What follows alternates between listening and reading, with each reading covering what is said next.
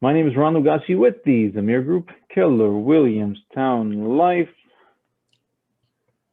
I am a buyer specialist on the Zamir Group. And what that means to you is, well, I have a lot of experiences, a lot of conversations, a lot of meetings with buyers. I'd like to focus today on open houses and conversion with open houses. So let's get into that. The goal for today is the same goal as always, to provide value and as much of it as possible. If you have any questions, just unmute yourself and speak up, or I'm going to keep talking. So let's talk about open houses in general, and then we'll get into the nitty gritty. So open houses, it's a lead gen activity by all means. Why do them? What makes open houses a lead gen activity? Well, leads are free, right? We still have to spend time and energy. Hold on for a second, I got something going on here. So we still spend time and energy, so it's not completely free, but it doesn't cost us anything, right? So it's the best way to get in front of, hey Danny, welcome. So it's the best way to get face-to-face with potential buyers, and yet also a very good way to get in front of potential sellers as well.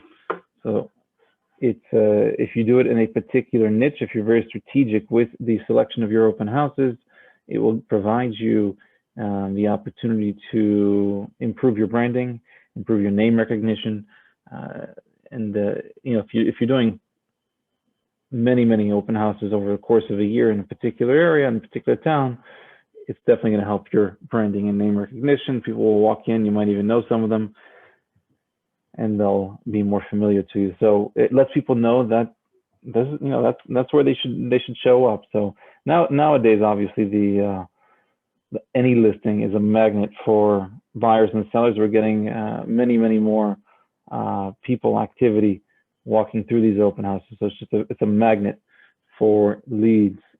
Now, there is a way to improve leads, right? So how do we do that? How do we do better than your traditional buyer's agent, your traditional agent that shows up and conducts an open house? Well, we're going to talk about that in great detail. And again, if you guys have any questions, just unmute yourself and ask away, or I will keep talking, doing my thing. All right, guys? And next slide, please. There we go. So what I have in front of you is an old GPS 135 that I had from a few years ago. But what I want you to pay attention to is that when you're creating your GPSs or your business plans, this is just an example for you guys to look at that first column, how to systemize an open house. An open house, conducting open houses is a lead gen activity by all means. So the question is, how do we systemize it? Well, we systemize it with, by creating action steps, by creating smart goals, smart strategies around it. And if you look at that column number one at the top left box, it's going to say, well, I intend on conducting X amount of open houses a year. Obviously, I'm going to prepare for that many open houses. Part of my system, maybe your follow-up system, part of your system, maybe what types of scripts you use. Part of your system is when you use those scripts. Part of your system can be how many signs you use. Part of your systems can be the items of value you use. And I'm basically going to, write everything out that's part of my system, from pre-open house to after open house, and what that looks like and what I intend on getting out of it.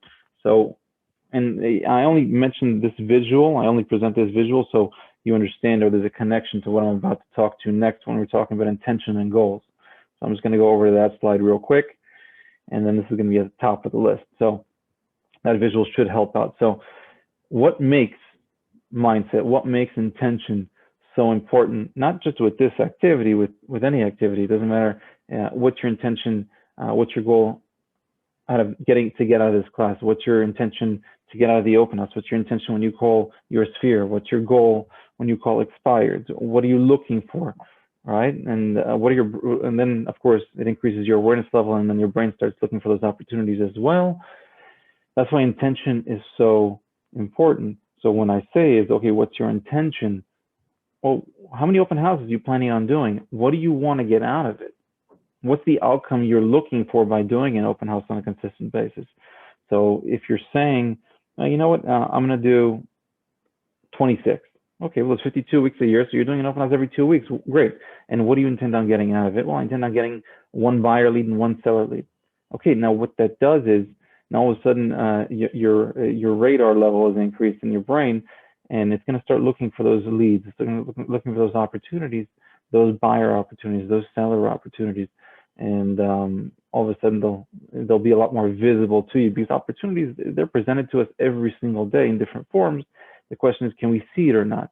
And when you walk in with intention, it definitely increases the likelihood you'll actually have those opportunities be visible to you. So that's why intention is so important. Of course, we can also prepare for those things as well. Mindset is connected to this in a big way as well. Let me let these people in real quick. Here we go. Yeah, there you go. And I forgot to ask you guys, is there anything you guys want to add so far? Any questions you want to add? Ask, comment, communicate, convey. Awesome. All right, just stop me if you do, okay, guys? Or else I'll just keep talking. And that's why it's important to create a path, a plan, and intention, because it will improve your conversion, whether you know it or not. Now, when it comes to mindset's pretty important. And I come across a lot of agents, they'll do an open house and they don't get a result out of it, or not a positive one, right? They had a lot of activity, maybe it had mostly agents, they didn't get any good leads. They said, you know what, that was a lot of time that I spent, and I didn't get anything out of it, I'm not gonna do it again. Or maybe they did an open house and a second time, and they did it a third time and a fourth time, and they just get zero, nothing, nada out of it. And by the fifth one, they actually get a piece of business. They were able to close, and they're thinking, I spent so much time, energy, effort, and it's just not good enough. That conversion is just not good enough for me. I'm not doing this anymore. Well, what I'd like to do is I'd like to present something to you to help increase your awareness level around consistency. It's a pretty important word in our line of work, in any work actually, especially if you're looking for results, because our behaviors show up in our results, and perception is also a very important thing. Why? Because if you approach me and you say, in my business plan, I wrote down I'm doing 40 open houses this year, okay? And so your intention is, and you're preparing for 40 open houses, and you're going to do them. That's great. That's wonderful. And your conversion is 1 out of 5. And if you're in Tenafly, New Jersey, or you're in Ridgewood, New Jersey, and your conversion is 1 out of 5, and you're doing 40 open houses, how many transactions are you doing from that activity, from those leads and activity that you're doing on a consistent basis 40 times a year if your conversion is 1 out of 5? You're doing 8 transactions from open houses. Now, is that so bad? May I remind you, the open houses are generally an activity that you do 1 day a week, and you still have 6 days to do whatever you want. Oh yeah, may I also remind you that by doing 8 transactions in those niches, you probably just capped. Congratulations, by the way. So when we increase our awareness level, and it changes our perception around things. If you do anything consistently, you will get consistent results. And if you don't do something inconsistently, you will get inconsistent results. Now, this is no different for any lead gen activity you choose, including open houses. It could be anything you choose to do. Your business plans are for you to write. You are the author of your stories. You are the captains of your ship. You get to choose the path. You just write it down and follow it. Right? And if you ever forget what you're supposed to be doing at any moment in time, just look at that business plan. Yeah, you're the one that chose the activities.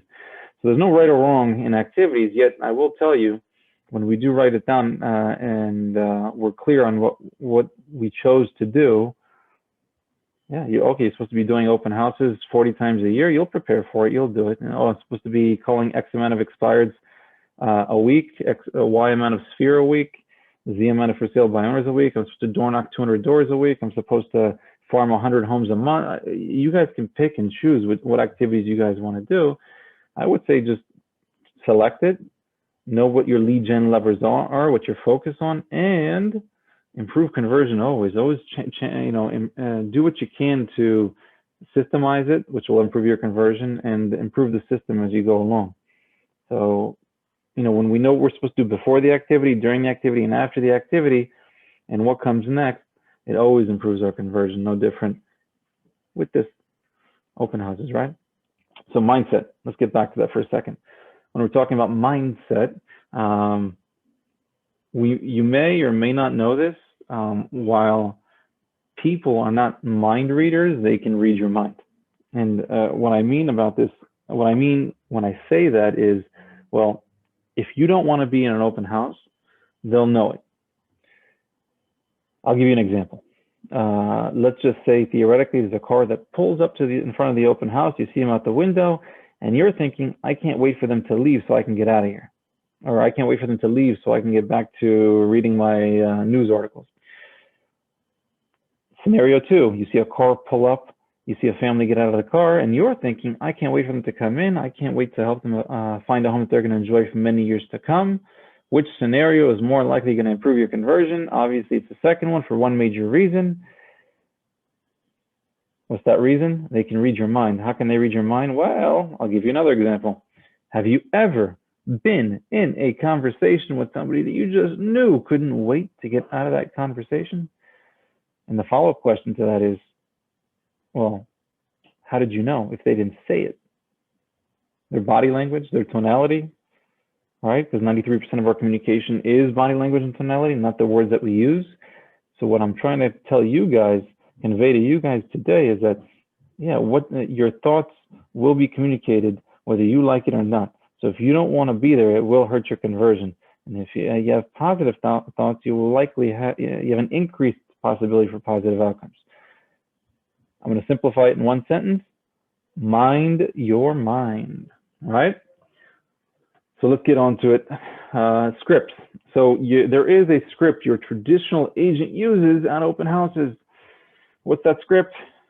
Hey, welcome to the open house. Thanks for coming. Take a look around. If you have any questions, you let me know. Yes, that's the traditional agent's script. You hear it many, many times if you go to enough open houses. And what type of scripts can improve our conversion? There's a simple script out there. It's called a pre-qualification script. You can use it for all avenues where you meet buyers, whether it be an internet lead, a sign call, open house, in person, face-to-face, over the phone, email. It doesn't matter where you meet them. If you're using a pre-qualification script, you're more likely to convert them into business, or you're also more likely to know how much time, energy, and effort to invest in that particular prospect, consumer, slash client, slash buyer. It depends how far it goes, right? So what does it look like? All right, well, you can start it off as soon as they walk in. You can walk them through the house. You can start it when it gets to the kitchen. There's no right timing for it. It's whatever's best for you. There's no right or wrong. And then what do you say? Well, what does a pre-qualification script sound like? Well, where are you visiting from? Where do you live? Oh, I live in, Banana Town. I'm like, okay, great. So how long have you lived there for? Oh, 5 years, 4 years, whatever. Do you own or do you lease? Well, I own. What's your follow-up question to somebody to that type of response, that particular response, that specific response? I have to ask, do you need to sell in order to buy? Well, yes, I do. Congratulations, Mr.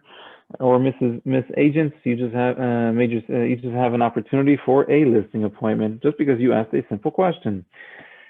No, I rent. Also, you're on a lease to lease, a month. I'm sorry, lease to lease. Are you on a month to month, or does your lease expire shortly? Oh, my lease expires in December. So how are you going to respond to somebody that says in December? Well, the follow-up question should be, well, if we find you the right home, the perfect home today, can you terminate that lease? Yes, I can. I have a flexible landlord. We're on good terms. Okay, great, wonderful. No, it's on a month to month. Oh, great. So we just need to find you the right home and you'll be good to go, right? Yeah. So on and so forth. How long have you been looking for a home? What are the towns are you looking at? Have you spoken to a mortgage broker? Are you purchasing cash, or are you obtaining financing? And so on and so forth. With the pre-qualification script, when internalized, you can simply ask the questions casually in discussion form and you'll be very pleasantly surprised that how many consumers, prospects, people that walk into the open house, how many of them actually answer your questions. They will, because you're looking to help them, and the best way to do that is to ask questions. So pre-qualification script will definitely improve your conversion. Go for the close. Don't forget to always go for the close. If they've answered all your questions, you like what you hear, go for the appointment. Right. Well, do you like looking at homes on weekends or weekdays? I look, definitely Saturdays and Sundays. I'm too busy at work during the week. Okay, great. Would it be helpful to you to schedule, the top choices this Saturday? Yeah, that would work. Wait, morning or afternoon works better. Go for the close. Go for the appointment. You're already face to face with them. Don't try to chase them later. Sign-in forms. Well, yeah, it takes, there's different methods, right? There's the old paper, which I still use, by the way. And then there's the digital, the electronic, and the NJMLS one. There's no right or wrong here. It's whatever you like to use best. When you want to get them to sign in, again, that's up to you. Outside, first entering, in the kitchen, when they're done, yeah, it's up to you, right? So there's different ones. The goal for the sign-in is obviously to obtain as much information as possible. It helps us. It does help us out. The more information we obtain, the more we know how to move forward with that particular person. Items of value. Let's talk about items of value for a second. So items of value, it's pretty important. That's why they call it items of value. These prospects, these leads, they're going from open house to open house to open house to open house, and they're meeting agent after agent after agent. How are we setting ourselves apart? How are we more memorable than the next agent, than your traditional agent? And that's where items of value come in. They help us be memorable. Now, food and beverage is the easy one, right? So, if you can get, I've seen people get, bagels and cupcakes and cake pops and chips for the kids and, whatever. Now with COVID, it's a little weird, but, there's drinks and coffee and whatever, and bottles of water. And I've seen, magnets and measuring tapes and stuff with your logo on it, and, all kinds of items that I'm physically handing to somebody else. And there's still some items of value that I never see at open houses that I think are the most valuable ones. And if you know me, you've likely heard me say this before. It's called a home buyer's guide and a copy of what an offer looks like. Now, would those items be of value to a first-time home buyer or to any buyer for that matter? Yeah, of course they would, right? Yet I don't see them at open houses. You never know. So there's a slight chance that somebody walks in and says, I want to put an offer in now. It's happened to me before. It's a rare occasion. It's an exception, yet it does happen. So if you have it already printed up and laid out on the counter, well, you're good to go. You're a little bit more prepared than the next agent. Now, I always get the follow-up question, will you give it to everybody? No, I don't give it to everybody. It's a lot of pages, a lot of paper, it's a lot of office supplies, which actually cost money.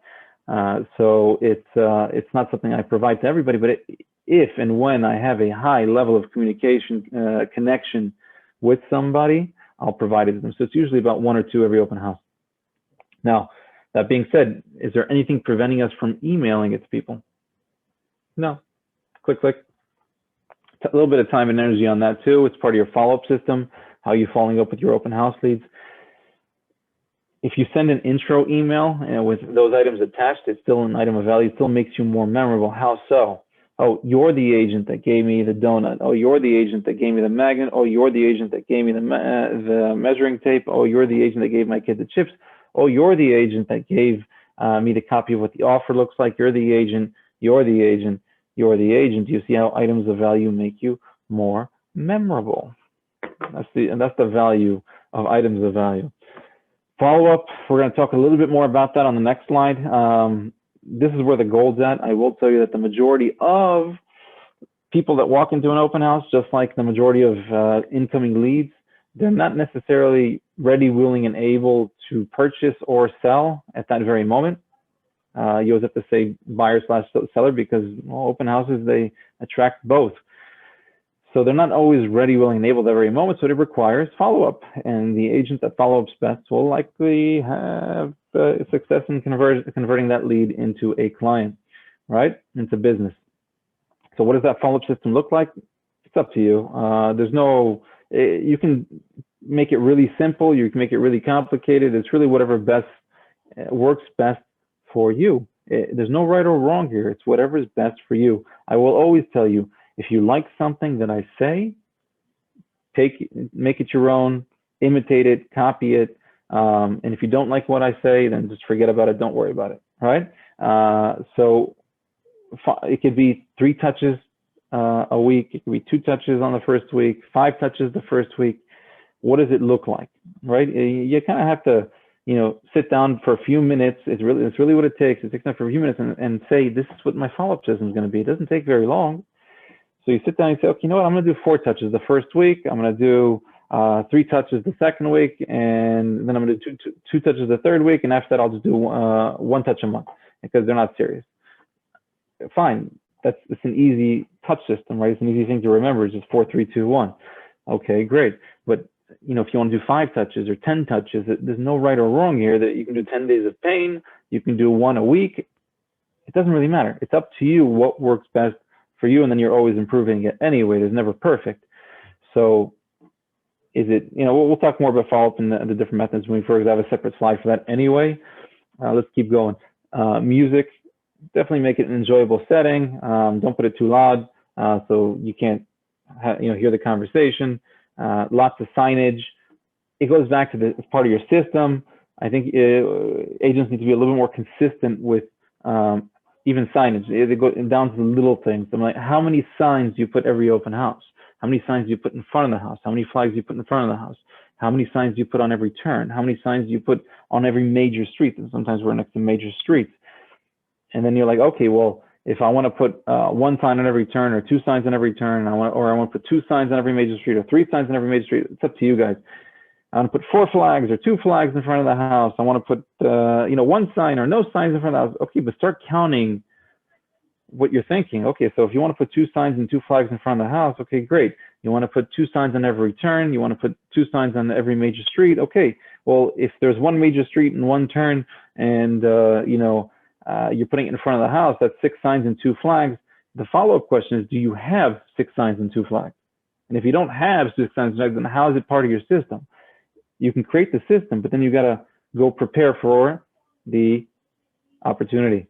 And that means you have to go shopping initially. It's an initial investment, yet they do hold for actually a long time. Those signs and flags, they'll hold up for years. We've had ours for quite a bit. So how many signs are in your system? Expertise. Now, how can expertise possibly improve your conversion? Let's think about that for a second, right? Also, I'll give you 2 scenarios. Let's just say your traditional agent, this is what it looks like.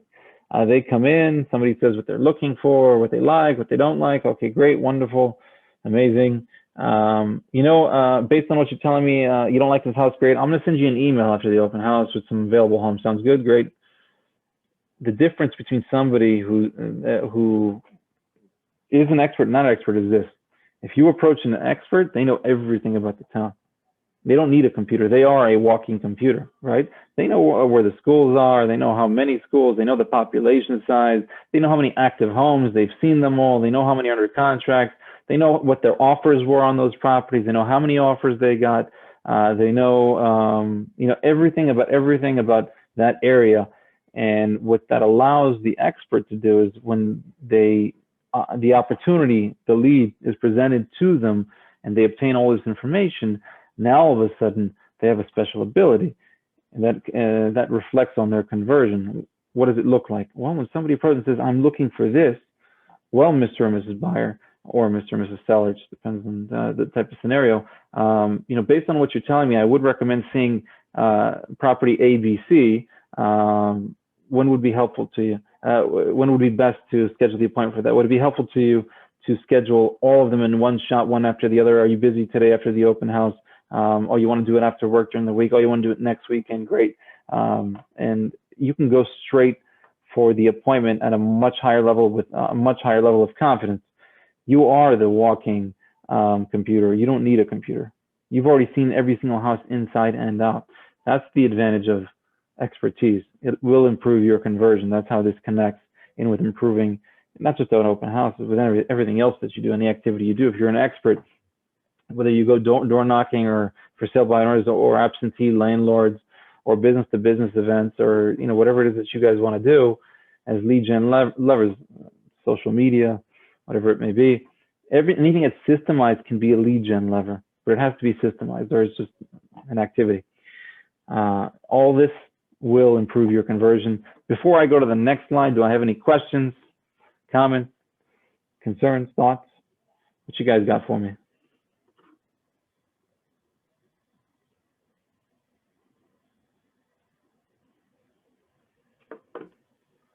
No question, Ron. You're doing really well. I'm covering it all, huh?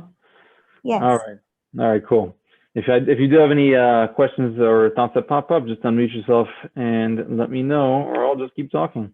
So, small little tip, keep an open house bag around. What do we keep in it? Well, you just keep it in the trunk of your car, along, with everything else that you prepare for your activities to succeed. It comes in handy. So, lately, obviously with COVID, you definitely want sanitizers and gloves and masks and all that stuff. And, sometimes you walk to homes and there might be a vacant home and they don't even have hand soap or toilet paper. You might need to show up a little bit early to open up all the windows. Sometimes it's really, really dark in some of these homes, and we know that light helps us out with conversion and people liking a home. So, if you know that a home has like pets in it or smokers, and they never air out the house, let's just say, you might want to show up much earlier to put a scented candle, or maybe even like 10 of them, just to improve the scent in the house. You don't want people to be deterred by the smell. And you want to have your Bluetooth speaker with you, and you don't want to have bad breath when you talk to people, even though you have the mask, but still. So get some gum, get some breath mints. Make sure you have all your stuff charged. If you bring a laptop with you, make sure it's charged. Your cell phone for sure. Whatever it is that you need, make sure you get your chargers with you. Snacks for kids, that's up to you. Bags of chips are pretty safe. They're closed. Anything that can keep the kids busy sometimes. Sometimes the parents want to walk around, the kids are all over the place. Flashlights. Sometimes we walk into these basements and they don't have any light whatsoever, no windows and no light fixtures, or some areas of the house that might need a flashlight. People do walk in often, and they always ask for, what's the size of this room? You ever been asked that question? What's that? And I don't know. I'm like, I have to eyeball it. I'm like, it's about 10 by 10, 9 by 9, 12 by 14. Like, you're eyeballing it. But it happens quite often that somebody's asking for a measuring tape in order to kind of discover what the size of a room happens to be. Paper towels, just in case there's somebody that forgets to turn off the sink. That happened to me one time. So all kinds of stuff happens, and you just want to be prepared for those occurrences. So having just an open house bag, and honestly, all this stuff will fit in just one reusable type bag. So there's probably a few stuff that I'm missing here that you might want to take as well. Keep handy. You can add it, obviously. This is just to increase your awareness level that we should have kind of an open house bag to be prepared for the opportunity as well, right? We're always talking about the little ways that we can improve our conversion. All that small stuff really does come a long way. It does help out. Just think of a time where maybe you had showings before an open house, right? And you're just super stressed to get over there. But you know what? You had everything ready in your trunk already, including the customer reports, including the sign-in sheets, everything that you needed was already good to go in the back of your trunk. So you got there just in time. You were able to set up very, very swiftly, and you were good. But what if you didn't have anything? What if you didn't have the customer reports and the sign-in sheets, and your client to your showing was an hour late? Now it messed up your whole schedule. You don't have time to go back to the office and print everything. Having everything prepared provides us peace of mind, especially in case of emergency. So don't get caught off guard. Or you can learn the hard way. You can do that too. So let's keep going. Creating postcards.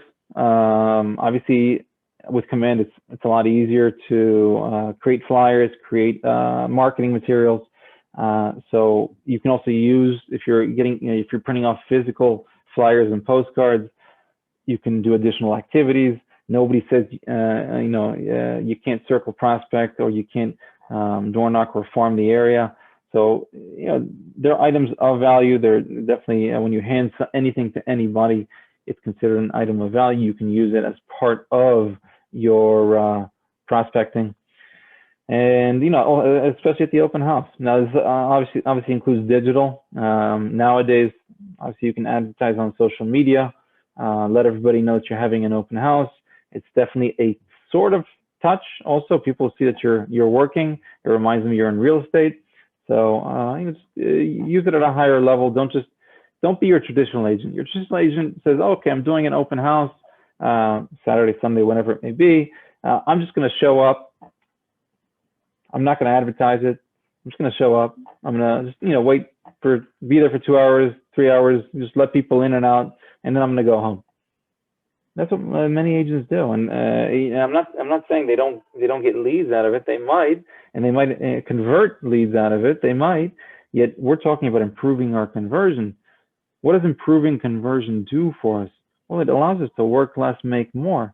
Doesn't that sound nice? Well, all we have to do is, put the extra in extraordinary. Go a little bit above and beyond your traditional agent, and that's exactly what you're going to do. Let's keep going. All right, so preparing for a winning open house. I kind of mentioned some of this stuff, but there's one really, really important one. It's at the top right. It says select a good one. Now, I'm not sure there is a bad one nowadays, considering we're in a very challenging, strong, volatile, difficult seller's market where everything is really, really selling really, really quickly. There are some that are better than others. The just listed ones, right? The ones that just had their price reductions, the ones that look like they're maybe even underpriced. You're gonna get a lot of activity. I'm not saying sometimes more activity is not necessarily a good thing for conversion because it's in, out, in, out, in, out. You don't really get too much time to spend with them. So if you're having 60 people through an open house, you're not really gonna get too much one-on-one time. It's gonna be limited windows. Yet, if you select a good one, you're more likely to get leads compared to one, let's say, that's been on the market for 180 days. And nobody's going to come show up and see it, right? You definitely want to promote it, boost it, see the inventory that's comparable to that one. I'm not saying see all the inventory in all of the town. See at least the ones that are in the same price range. There's not that many, right? We know that certain towns have no inventory. Some homes, some levels of inventory in some towns are 4 homes in the entire town, 8 homes in the entire town, 15 homes in the entire town. There's not that much inventory to begin with in many of these towns. So how long is it going to take to go and preview 3 or 4 homes in the same price range? It won't take you more than 45 minutes, an hour if it's in the same town. Probably less than that. And get your head in the right place. Like we said, negative thoughts don't help us with positive outcomes. They don't increase likelihood of positive outcomes. Positive thoughts increase the likelihood of positive outcomes. So we're always minding our mind, right? So what are your standards, by the way? What's your intention? We're going back to that again because that's where when we say it out loud or we write it down, our brain starts to look for these opportunities, and all of a sudden they're more visible to us. So what are you looking for, right? Think about that before the open house, right before walking in. It's over and over. It's not just a one-time thing that you think about and it's fleeting. You don't think about it again. You definitely want to think about it over and over and over. It's kind of like an affirmation, right? You say it over and over, and a few years in, you really start believing it. It takes time. It doesn't happen overnight. So definitely want to confirm the date and time with the sellers. If they do live there, you want everybody on the same page. You want everybody to know, hey, listen, we're having an open house. I'm going to ask that you not be there also. Some sellers, they like to sit there or be during the open house, explain the benefits of not being there to them. You definitely want to market the home. You can obviously, whatever your standards in your business are, you can circle prospect, you can door knock, definitely preview other homes, and know the numbers, know the basic information, know how many schools and where the schools are and the population size, and where the express buses are, and where the train stations are, and maybe some additional information that may help you convert on a higher level. You can email your database, hey, listen, I'm doing an open house. It's a contact to touch by all means. Remind them you're in real estate. Study your scripts, especially the pre-qualification. And then just don't show up the last minute. Show up early, especially nowadays. People show up a half hour, 45 minutes, an hour early. It's kind of crazy. People show up early. So, you definitely want to show up early. You definitely want to get the signs up. When you get the signs up, that's part of your system already. Do you get it up an hour before? Do you get it up 3 hours before? Do you get it up the night before? Again, it's up to you guys to create that system. So what time do you put your signs up by 9 a.m. in the morning? There's no right or wrong here. It's up to you guys how you want your system to look, but there is always better. That's why I say there's no right or wrong, but there is better. So, open up all the blinds, the lights. Don't forget your business cards. You might want to hand them out. Of course, we can text business cards nowadays. Just take a picture of it and text it to people along with your first touch. Thank you for coming to the open house. Yada, yada, yada, blah, blah, blah. Any questions so far? Awesome. We spoke a little bit about follow-up before. We're going to touch on it again. EDGE/command. I should have put command up there. Your database. Add people to your database. Add them to command under opportunities. You can put them under a created column. Call it open house, right? You just put everybody in there. There's no, again, structure it how you wish. You can put it under METs. You can put it under whatever you want to call that column. You put them in your database. You want to send newsletters to everybody. You want to put everybody on prospecting.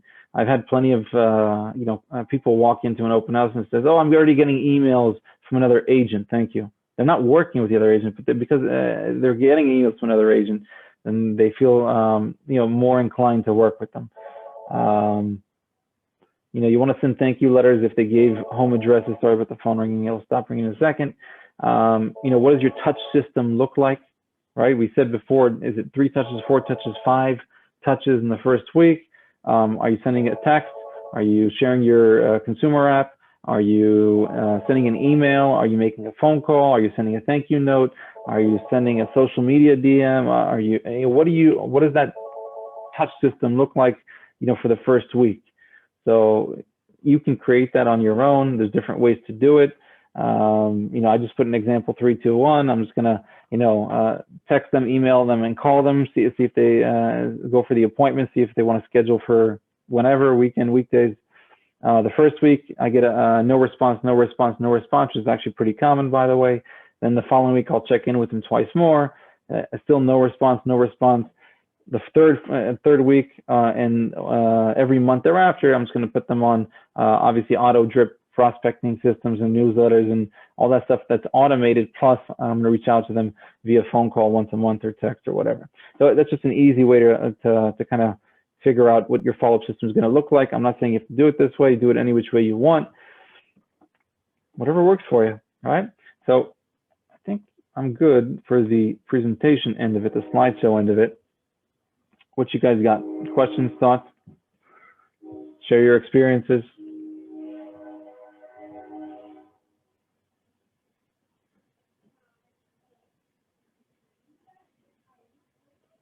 All right, cool.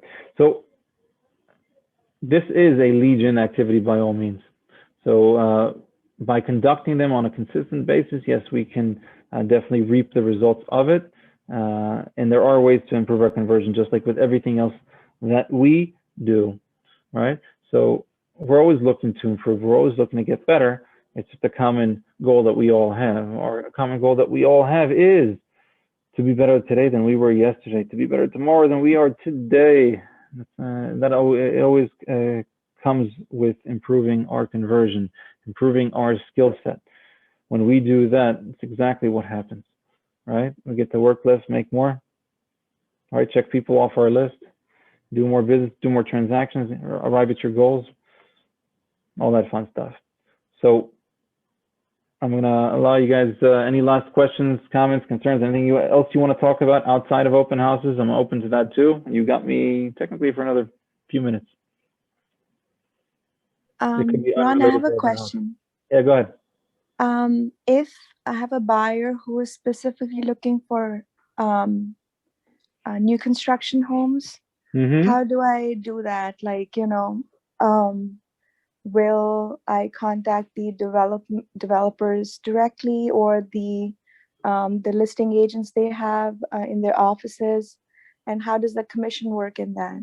Well, if it's already a listed property, then you just reach out to the listing agent. If it's under construction and it's not listed yet, you can contact the builder directly. Their signs are usually in the front. They do. They do have it. I think it's like they have model homes to show right now. Oh, you're talking about so a subdivision that. Okay, so yeah, you can reach out. You can reach out directly to their rep. Usually they have a trailer or something. Right. I've never worked with new construction. So how does the commission work in that? Who Make sure pays? make sure that you introduce the client. You show up with the client the first time they arrive at the site. If you don't and they go on their own, you're out of it. You're out of the loop, no matter what you do. Oh, really? Even if I have a signed You can't CIS and do not sign them. Do not send them to the sites. You have to be present with them, or oh, you will be out of the loop. Doesn't matter what you do. okay. And how do I talk about the commission at that point after, even if I go with them? No, the developers they offer the commission to buyers Okay. agents. They cooperate with buyers agents always. Okay. Got you. Okay. Anything else I should know? A lot of Um, them don't post it. Their inventory, what they have available to the MLS. mhm. Generally, if it becomes stale, it's completed, then they'll usually put it on the MLS. But they have their own agreements. They're a lot more strict than your traditional standard, residential sales agreement that we use. So Okay. it's you just have to make sure you register them. That's all. Okay. That's the Okay. most Perfect. important part. And After that, obviously depending on where what phase in the construction they're in, you kind of go from there. okay. Anything else specifically I should know going for new construction for my buyers? Honestly, it's pretty straightforward. Okay. As soon as you register them, it's like everything's on automatic. It's like they'll let them know when they have to come in and select, whatever options because it's being installed and Right, because whatever. it says like, the price starting from this point. So I was like, how do I educate my buyers? I mean, even I was looking sometimes for the new construction when I was buying, and the cost kind of keep on increasing whatever custom things I want to put in. So I guess I just have to educate them on that, right? That limit yourself if you this is your budget or this is what you're pre-approved for. Don't go beyond that, right? Yeah, unless it's already completed or the options have already been selected for that particular property, so it's a flat price.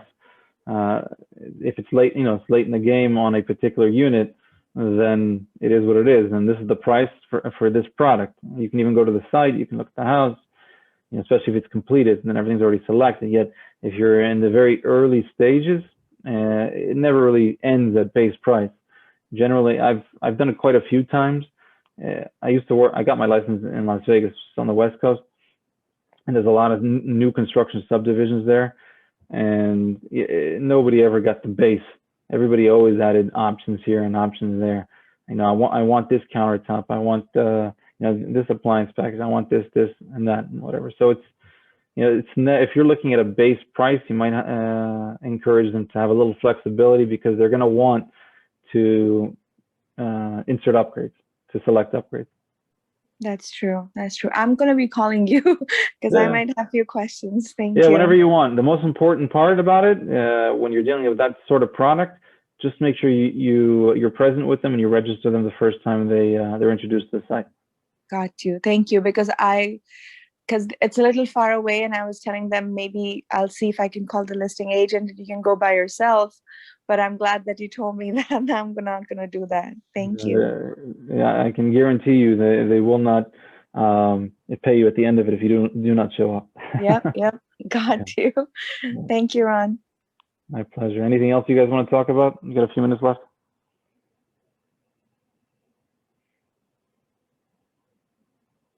No, you don't want to talk about, let's see, what do I like to talk about? I like to talk about buyer consultations. I like to talk about market conditions. I like to talk about how to develop skills. I like closings and scripts and handling objections and working with buyers in today's environment. And I like to talk about all kinds of stuff. So you got me for a few minutes. What you guys got? I have a question. I'm working with a buyer. She's a serious buyer, very motivated, willing and able. And we keep losing house after house after house. No way. And her offers are strong. They're over asking with 20% down, flexible closing. And I don't know what to do with her. Like, I feel bad for her because every time we put an offer, the next day I'm calling saying, I don't have good news for you. Yeah, and that's we're all obviously experiencing that, not just all of us, but our buyers. And it's part of the game, and it is what it is in today's environment. Now there are ways, we can have a discussion about improving our conversion, improving the likelihood we obtain.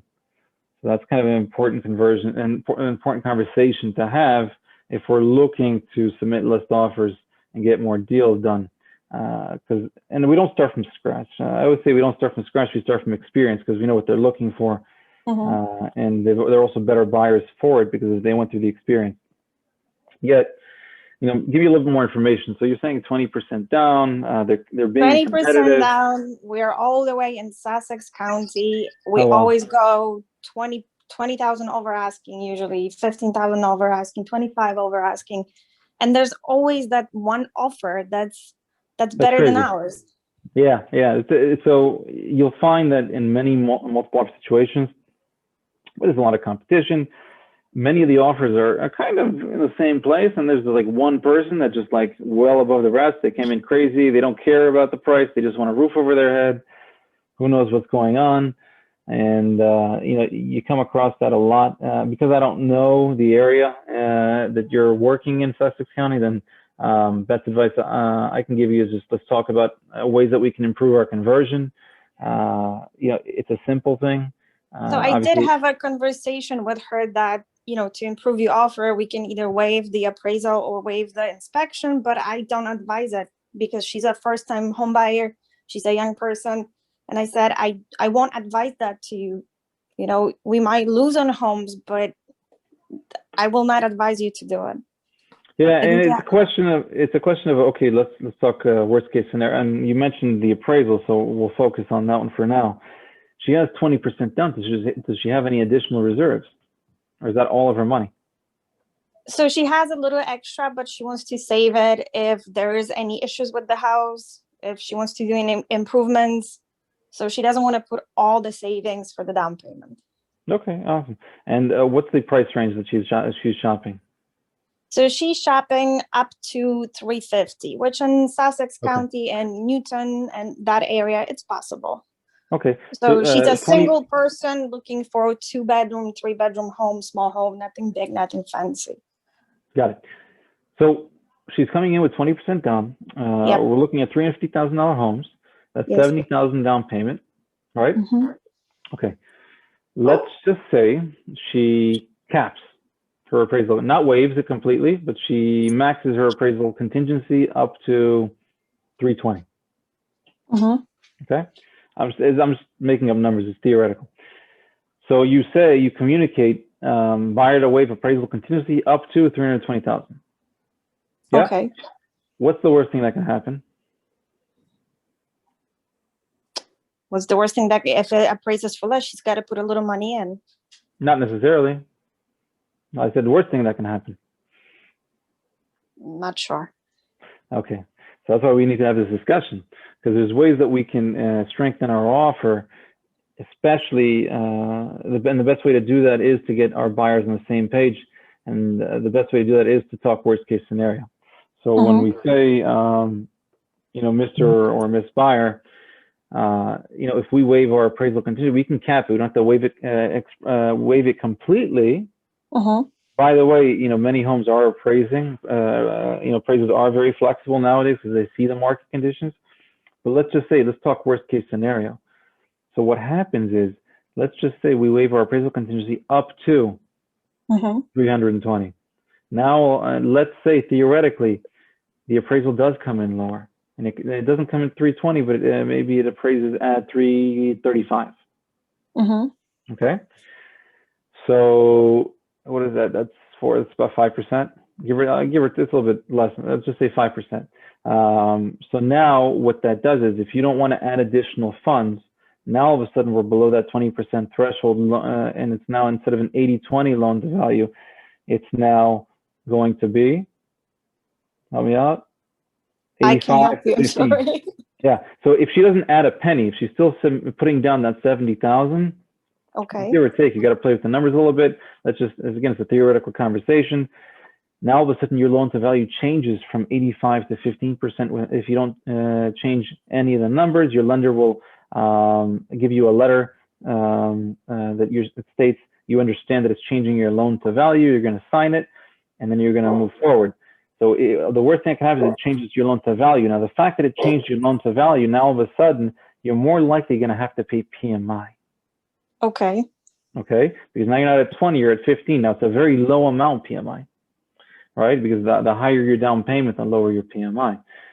Now there's ways also to get rid of the PMI, right? There's a lender buy down and there's a buyer buy down. Now, are you okay with that worst case scenario? So just to recap what you said, and just so I understand it correctly, if it doesn't appraise, that amount that it didn't appraise for, that few extra $1,000, can be added to the mortgage. So the mortgage, it changes your loan to value if you don't add the funds. If you don't make up the difference, what it will do, the other option is that it changes your loan to value in the 20% range. Is actually more critical than, let's say, 15% or 10% down. Why? Because if you're putting 10% down, it goes to 8% down. It doesn't change your payments. Right. If you're going from 20 to 15, and now all of a sudden you have to pay PMI, it does change your payments. Now the follow-up question is, okay, now what's your debt to income ratio? Because now your payments are higher. Now that's a good lender question. Now they may not be able to obtain the loan because their debt to income ratio is above the threshold, the benchmark, the minimum requirement. So, you know, there's a lot that's involved, but if you have a conversation with the lender and you say, okay, would they be okay with a 15% down payment, paying PMI? Are they still, yeah, the debt to income ratio as well is still at 38%, they're good. Okay, fine. So, but that's the worst case scenario if you don't have the additional funds to come up with. Okay, that's you can kind of play with it. If she has more reserves, you can play with it a little bit more, right? So I would also kind of, you know, if you're not familiar with the area, maybe speak to the agents that are, and kind of ask around, are you having any appraisal issues? And I think even in crazy areas, 500,000-600,000, you know, we're still seeing appraisals pass, which is surprising, but they're passing, and I'm not complaining about it now. The higher price points is where we're seeing some crazy stuff happening, where it's under appraising by hundreds of thousands of dollars. So, you know, you're seeing properties that are selling for 1.5, 1.6, and they're appraising for 1.4. Properties selling for 1.8 or 2 million, and they're appraising for 1.6. So, you know, it's a little bit more extreme the higher you go. Yet at the lower price points, if there's an abundance of sales, especially in that 350 range, you're pretty safe. I mean, they should feel very confident. Also, there's a strategy around it. You have to, our job as agents is to guide them, and that's always to communicate strategy. So when we're talking about strategy and how we communicate it to our clients, you know, yes, we're going to waive our appraisal contingency up to 330,000, which means we're gapping the $20,000 difference if needed, which is not likely. Yet, to make you feel a lot more comfortable, what we're going to do to protect you is that we're going to order this appraisal ASAP. We're going to get that report back as soon as we can before our inspection contingency expires. Why do I say that? Why is that a strategy? Because she can then she can find something on the inspection report. And exactly. What's the best protection for a buyer in the buying process? The inspection contingency. You got it. So that's why we're going to do the appraisal report quickly as a strategy, get the report quick before the inspection contingency included. And if we have a major issue, you know, we have no other choice. That's not the outcome we're looking for. The outcome we're looking for is to get you into this home and you're going to enjoy it. Yeah, and if we need it, we still have another protection. How does that sound? Does that sound like a plan? To me, So it sounds fantastic. That was mind-blowing information that you just gave me. we're creating a path. Our job is to create the path for them, is to communicate strategy for them. That's our job. Fantastic. Adita, I had the same problem with my buyers, and after losing 6 offers, I changed the strategy where I was trying to show them the houses which were all done and ready and move in, because that was their, their want. They wanted to do that. But I said, what if you can go and take a look at a home which needs some work, and it's priced right for you, and you can actually put in some money, and still be lower than what you're trying to pay, overbidding the other cash offers. So that's another thing, is like, go look for homes which probably need some work. I know it's going to take some time, but we have people, we can help them with, like, contractors and, plumbers and this and that, where if they need some work. And it's just another way of, that's how we found our home, and got the offer accepted, and they were very happy because it was much lower than what they were competing with. Yeah, and when I hear another way, when I hear say another way, I hear another strategy. They're synonyms for each other, right? So we're communicating ways, we're communicating strategies to our clients. So another strategy is, let's look at these homes that the days on market is a little bit more, likely because it needs work, likely because maybe it's on a busy street, likely because it requires a little bit of flood insurance. I can find out why through my insurance broker in 24 hours. So on and so forth. So, there's different strategies to obtain properties. The question is, what's the best for them? So we're going to present all the strategies to them, and they're going to select which direction, which path they would like to take, right? They're the drivers. We're just the navigation systems. Exactly. That was great. That was great. Thank you so much. My pleasure. All right. So we are out of time. I want to thank you for being here. Your participation is amazing and great as always. I do appreciate you being here with me today, spending a little bit of time with me. And I do wish you guys what day is it? Thursday? A great Thursday. And I will see you next week, Thursday at 4 o'clock. We are going to do a mastermind. So kind of like what we just did towards the end of this conversation, I'll post a list of topics we can discuss, and we're just going to go at it. All right? Thank you, Ron. Have a great day. Thank you, Ron. Thank you, Aditya. Take care. Bye-bye. Bye.